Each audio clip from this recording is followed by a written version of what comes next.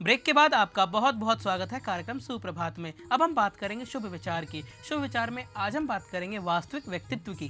संदीप, हमारा व्यक्तित्व 4 विचारों का समन्वय है, बौद्धिक, मानसिक, भौतिक और आध्यात्मिक। हमारे व्यक्तित्व में कैसे निखार आ सकता है, ये हमें बता रही हैं प्रख्यात प्रेरक डॉक्टर मोनिका जी आज के शुभ विचार में।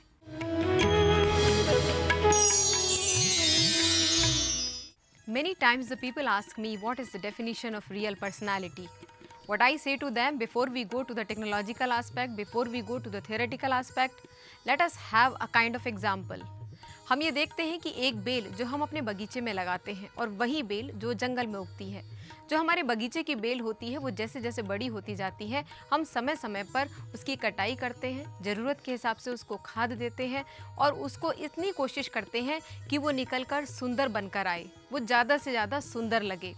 जबकि जंगल में जो बेल है जब वो उगती है तो वो जिधर जाती है उसको जाना है, उसको कोई काटने वाला नहीं है, कोई बताने वाला नहीं है।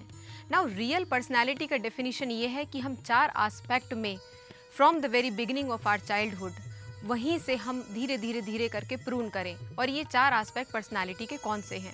इसमें सबसे पहला है फिजिकल डायमेंशन, सेकंड है हमारा मेंटल डायमेंशन, थर्ड है इंटेलेक्चुअल डायमेंशन और last but most important is our spiritual dimension.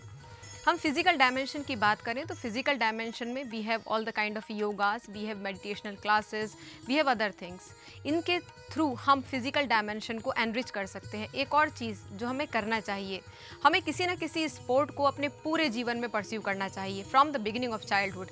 कई बार मैं एडल्ट को ये कहते हुए सुनती हूँ कि अरे ये तो बच्चे खेलते हैं, ये अब हम नहीं खेल सकते, अच्छा नहीं लगेगा, लोग क्या कहेंगे, and all these things. Never bother about people, always pursue your hobby. आपको जो भी गेम अच्छा लगता है वो हमेशा के लिए, तब तक के लिए जब तक आपको अच्छा लगता है। जब हम मेंटल डायमेंशन की बात करते हैं तो मेंटल डायमेंशन में हमारे सारे थॉट्स आ जाते हैं। ये थॉट्स जो हमारी सारे एटीट्यूड को, हमारे नज़रियों को फ्रेम करते हैं। और इनके बारे में एक बहुत छोटी सी चीज़ जो मैं आपको बताऊंगी। देखिए, 2 दोस्त थे, उन दोनों दोस्तों में एक को मैथ्स बहुत पसंद था और दूसरे को मैथ्स बहुत बेकार लगता था। अब हुआ क्या, एक बार मैथ्स का पेपर था, वो पेपर रेड कलर के कागज़ पर छपा हुआ आया और जब दोनों दोस्त पेपर देकर बाहर निकल रहे थे तो जिसको वो मैथ्स बहुत पसंद था वो उस पेपर को लेकर के कह रहा था, O the paper was as beautiful as the red rose. लेकिन दूसरा फ्रेंड जिसको वो पेपर बहुत ख़राब लगा था और जिसको मैथ्स पसंद ही नहीं थी, उसने कहा, उसके हाथ से ऑलमोस्ट ही स्नैच्ड, उसने छीन लिया और कहा ब्लडी पेपर। अब ये बताइए इसमें पेपर की क्या गलती थी? पेपर की कोई गलती नहीं थी। पेपर की डेफिनेशन अगर हम कहें तो पेपर लाल रंग के कागज़ पर था और मैथ सब्जेक्ट का था, लेकिन उन दोनों ने अपना सब्जेक्टिव अप्रोच उसमें डाला। ऑब्जेक्टिवली अगर हम चीज़ों को देखते हैं, जो चीज़ जैसी है उसको वैसी ही देखते हैं, अपनी सब्जेक्टिविटी उसमें ऐड नहीं करते, तो चीज़ें हमारे लिए ज़्यादा खूबसूरत हो जाती हैं। ये है हमारा मेंटल डायमेंशन। और इसके बाद हम बात करते हैं तीसरा डायमेंशन जो है इंटेलेक्चुअल।